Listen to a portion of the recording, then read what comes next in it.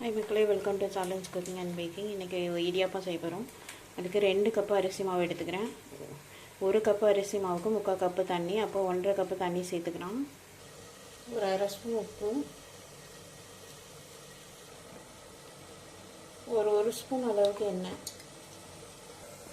இது மாதிரி தண்ணி நல்லா கொதிக்கும் போது, ரோல் பாயில் ஆகும்போது அடுப்பை சிம்மில் வச்சுட்டு அரிசி மாவு சேர்த்துக்கலாம். இந்த தண்ணியோடு சேர்த்து நல்லா மிக்ஸ் பண்ணிடணும்.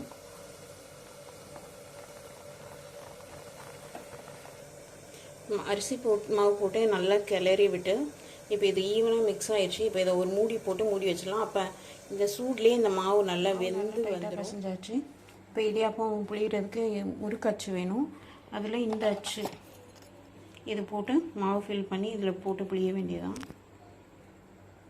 மாவு ஃபில் பண்ணிவிட்டு க்ளோஸ் பண்ணிக்கலாம்.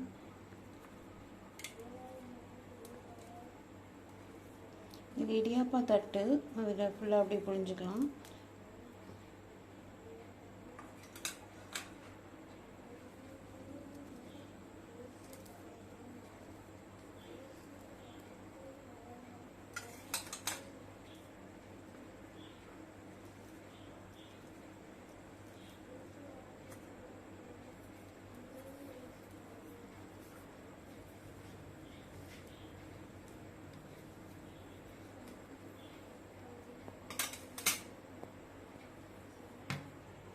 இட்லி பாத்திரத்தில் தண்ணி ஊற்றி தண்ணி சூடாயிடுச்சு. இப்போ இந்த இதை எடுத்து வச்சுக்கலாம்.